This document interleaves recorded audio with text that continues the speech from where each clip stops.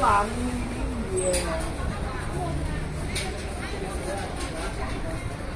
来，阿康的，咱们大家伙儿先跟着我走，待会儿会给大家时间自由活动啊。给小孙子买衣服的啊，很好看。这叫特色衣服。泰国我也买，差不多。这个也是男的。这个是不是我们的？喂，啊，刘群，我比他们是买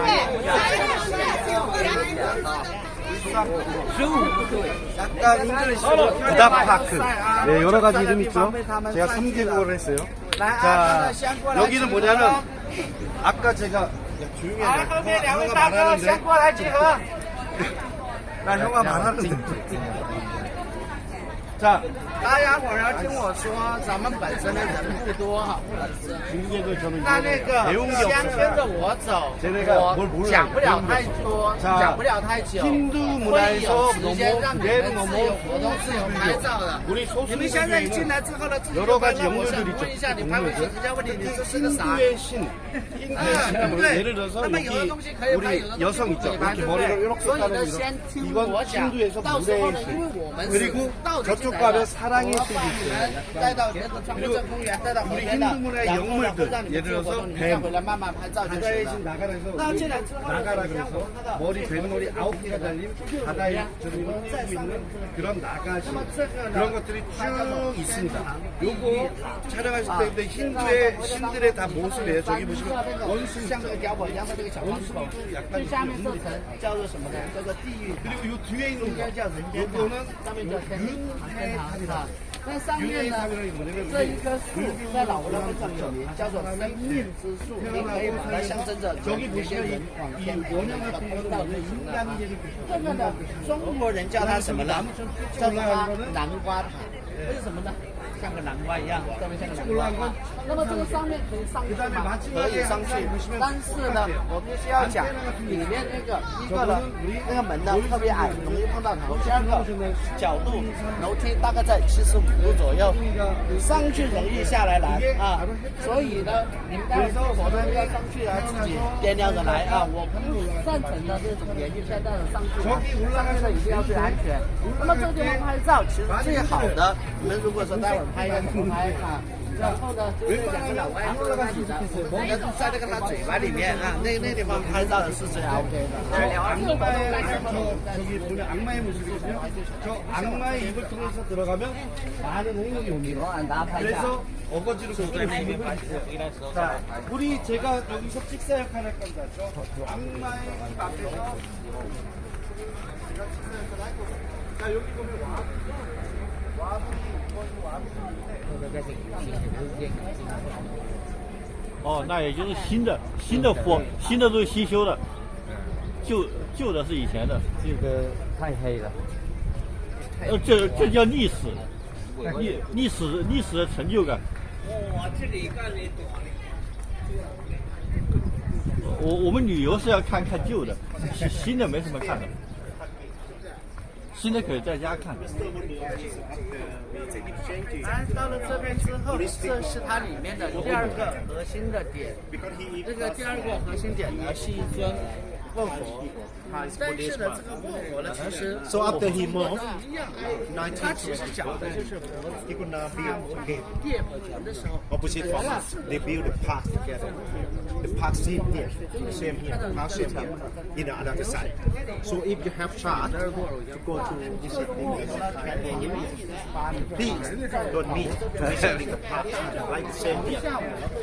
南寺那边，南寺呢那边呢有一个卧佛呢，跟这个相比呢是另外的一种特色。那么在塔南那边呢，它这个卧佛呢是金色的，金色的。 这个是树人的雕塑，本身的雕塑这边呢，它的名字呢叫做本勒苏利拉玛，他是泰国的一个僧王哈。整个呢这个万佛公园里面，它的是那个什么呢？修建了有接近50年的一个时间哈。那个中国呢，我们叫如来佛啊，如来呢其实呢它是一个梵语的音译，它的一个那个。一印，其实呢就是一个觉悟者的意思哈。那么佛祖的释迦牟尼呢，本名呢叫做乔达摩悉达多，他的那个什么呢？他的父亲呢是以前古印度净饭王啊，母亲呢叫做摩耶夫人。那说呢，这个净饭王呢和摩耶夫人呢在一起很多年呢，一直呢没有宝宝。结果呢，有一天呢，这摩耶夫人呢，她就什么呢，做了一个梦，梦见一个呢白象啊，有3个头的走进她肚中。走到肚中之后呢，第2天她醒来之后呢，就感觉像我们这种夹具当中任督二脉呢被打了一个全身的舒畅。不久之后呢，她就怀孕了。那么怀孕了之后呢，在以前的古印度呢，它有一个风俗，就是怀孕之后不可以干嘛呢？不可以在国家生孩子，他要回娘家生孩子。所以呢，这个呢，净饭王呢就派了一支军队啊，他老婆回娘家生孩子。结果走在半路上呢，这个摩耶夫人呢就觉得肚子不舒服，在那里就把孩子的这个在半路里生下来了。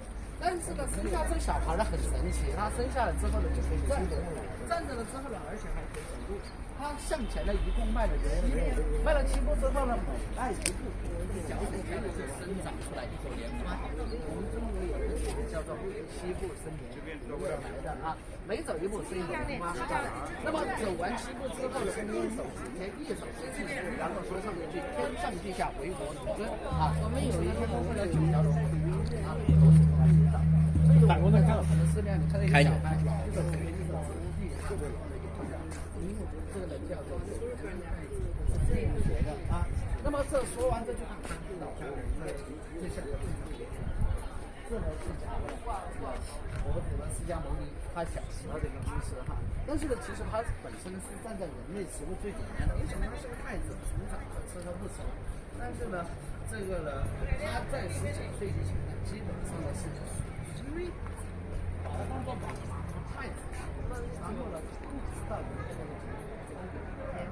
他然后呢，那后来从东来西北4个门出去，看到不远，一个很大的就可以有水死的、病死的啊，然后呢有老鼠的，还包括了看到平常白天的湖是他的宫女的，很漂亮的这个时候呢，最久了之后的他就觉得呢，人仙为什么还有这种所以呢，他有没有办法去超脱这种？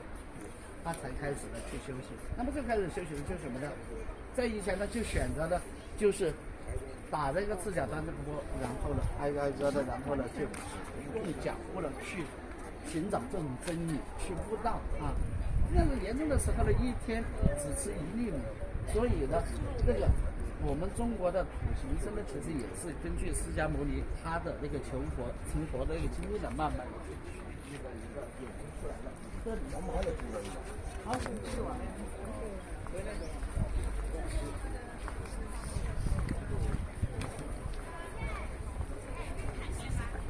也是干逛街，逛街呢，好，这就是什么？在布施。这是排队是干嘛？排队给他。这个都是女孩子啊。这万佛千手观音都是佛头像。这千手啊？千手观音吗？这是。金刚。这边千手观音，我们千手。对。这是同一个年代的，孔子和那个和赵匡胤是不是同一个年代？那么这个是纳到佛经后面的啊。刚刚呢，在那边给大家讲了啊，佛祖的释迦牟尼呢，他母亲怀孕的时候是一个三个头的那个白象啊，钻进他肚中才开始怀孕。那所以呢，在老挝您记住啊，一般的3头的大象、3个头的大象只会出现在寺庙当中，啊，只会出现在寺庙当中。第一个呢，象征着佛权；第二个象征着皇权啊。所以呢，我们后面去了南波拉邦啊，老挝的大皇宫故宫博物院里面也会看到3头这个大象的雕塑哈。那么这3个头呢，每一个头代表不一样的一个意义所在哈。这个东西呢比较熟悉哈，你们很多人在昨天，因为我们换车了哈，然后很多人在换车上也没拿下来。那么在老挝呢，我讲过这个东西呢，第一个呢，我们表现给你们人在身上。东西，第二个用来解啊，包括了很多时候的佛像、寺庙里面佛像里面都带这个，每一个像的像头呢，代表不一样的一个意义哈。你比如说这边啊，第一个代表了什么呢？代表了家庭，还有就是家庭这一块。那么这边呢，代表了什么呢？代表了健康，代表了平安啊。然后这边呢，代表了什么呢？代表了事业，代表了金钱啊。那么老俄人呢，他其实有个风俗就是什么呢？我想求哪边的心愿，那么我就会把这花放在哪个地方啊。所以呢，从上面可以看出来。那么一般来讲呢，哪怕在老俄人心目当中，最重要的还是什么呢？健康和平安啊。其次呢，才是什么呢？才是婚姻和家庭。因为一个人呢，你特别是像我们厂里边有的年纪还比较长啊，可能也是能不能充满理解。说实在的，你如果还在你身体的健健康康的、平平安安的家里面呢，家有一老，如有一宝。但是如果有一天，万一出现什么情况，你躺在这什么啊，话也说不清楚啊。然后呢，久病床前无孝子，到时候呢，儿子和儿媳妇呢就在等到什么时候给他打个眼出来，是不是？你久了之后，你3年5年，他死于寒冬了。昨天呢晚上，那个有同行里面有客人劝我喝酒，他说我戒掉，其实是真的戒掉。我以前喝酒不用戒酒，我是为什么戒酒的？23年的时候戒的。当时是什么呢？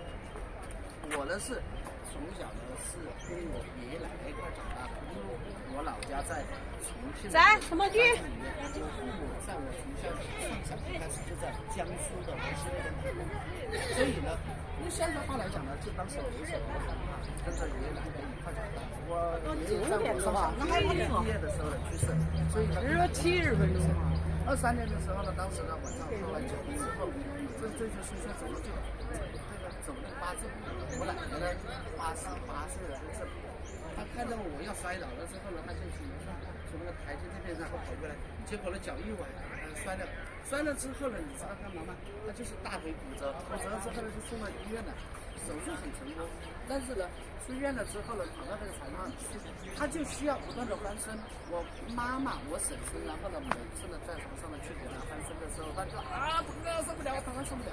后来我婶婶他们不敢，我妈妈他们不敢动她了，躺了3个月我就走了，因为心肺衰竭了，躺3个月之后人心肺衰竭，她最后1个月应该直播啊。她从躺到这个床上开始，她排便都不能正常。然后呢，基本上穿的成人的纸条裤，每天我妈妈他们要给她擦1身子。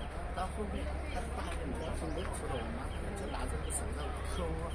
我当时看了这种情况，我就想到屋里有个，她的这个床上是我妈，然后呢，我的老婆，我媳妇儿，她可不可以像我妈对我老婆这种？我觉得是很难做到的，真的是很难做到的啊。但是从那以后啊，我心里面，因为我奶奶去世之后了，我其实奶奶去世之后不久我就来老挝了，为什么呢？因为我总是每次看到我奶奶，我们那边还是土葬嘛，山乡里面是土葬，我看到我奶奶那府呢，我就想起她去世就是因为我造成的，因为心里面那种愧疚感，从那以后我就没有再喝酒，所以呢是真的，有时候是实在是。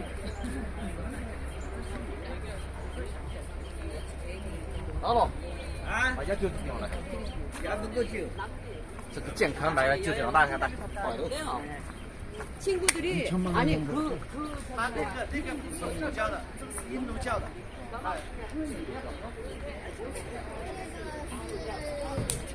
来，给大家再说一个啊。然后呢，小妹妹说这个是个七头蛇吧，其实呢叫法呢不准确。 这个呢应该叫做纳迦啊，它本身呢就是一条蛇啊。最开始的佛祖呢还在修行的路上，有一天呢，他正在这个入定，入定了之后呢，有那个大魔王呢就过来侵扰他。这时候呢，他身边的守护者这条蛇啊，就和守护着他和那个大魔王呢在混战。那么随着释迦牟尼的不断的一个修行呢，这个呢蛇啊，它也不断的那个进化，从最开始的只有一个头，然后变成3个头，再变5个头，再变7个头，最后变成9个头啊。那么这个呢是多少呢？这个7个头，那边好像有个呢是5个头啊。所以呢，在老挝，他们把这个东西呢，把这个蛇当做神一样供奉啊，叫辣椒啊。可以拍照，可以拍照，这个地方可以拍照。在这边哈，其实呢，万华公园里面所有佛像可以拍照。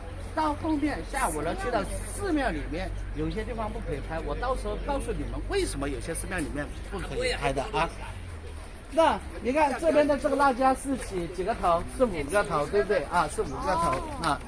那只有在那个在寺庙当中，有时候我们会看到9个头的啊，可以看到9个头的，永远是单数啊，9是最大的极限啊。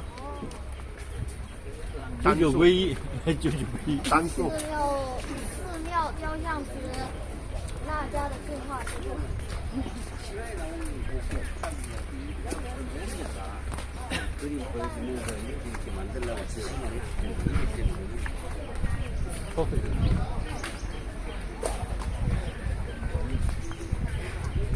来，各位，我们来到这里之后呢，看一下，这个呢，因为是万象是平原，像这种的树木比较少。那么我们后面去了琅勃拉邦，去了万荣，就山区，越往北去，这边树木呢就会越大。那么老挝在正式开放旅游之前，我们一般提到老挝，那你们首先会想的是什么呢？老挝的木材啊。那老挝呢，现目前呢，整个国家70%以上的这种大的木材，全部被我们中国人去掉了。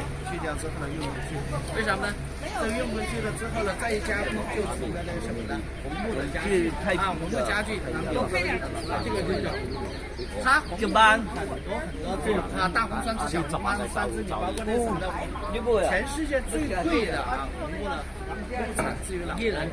产自于哪里呢？产自于中国海南的黄花梨，那是全世界最贵的红木啊。老挝这边呢，主要以大红酸枝和小红酸枝为主啊。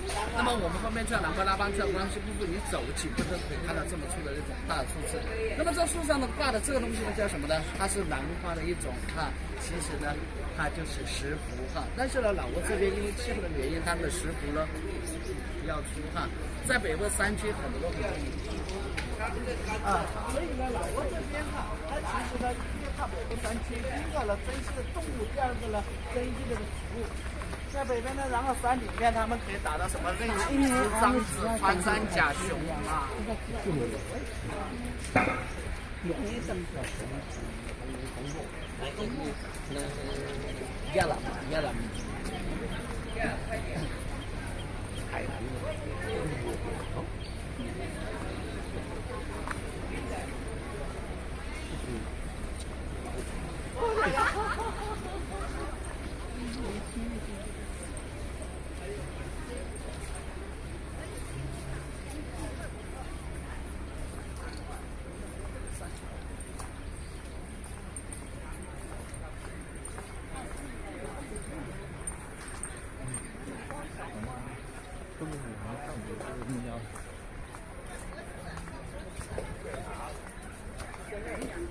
人家一买哈，我在网上买一下。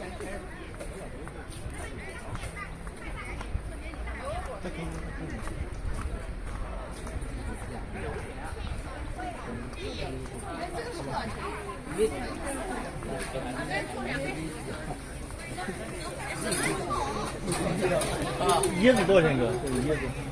放啊！连几点出发不可能？不是，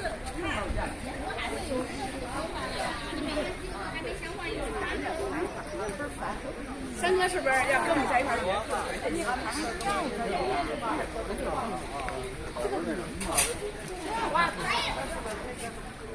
你吃。你吃。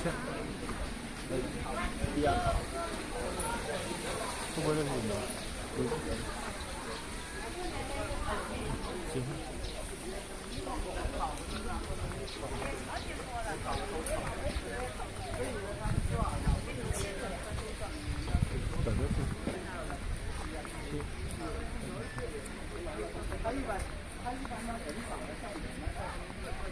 这是改变，这个。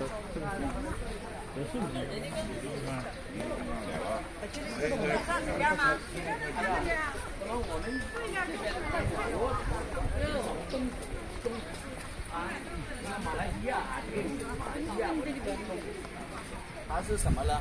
老挝这个国家开放旅游，它打消的欲望，它很多你比如说在景区里看到的中文，它越来越多，让人家开发旅游早所以呢，这个呢很正常。但是呢，你要记住，现在这么多周边的国家当中，只有老挝把中文列入到他们小学3年级之后开始的课本当中。你照张相好吗？我们呢？我们从小学3年级开始，往这边来听啊。我们从小学3年级开始学。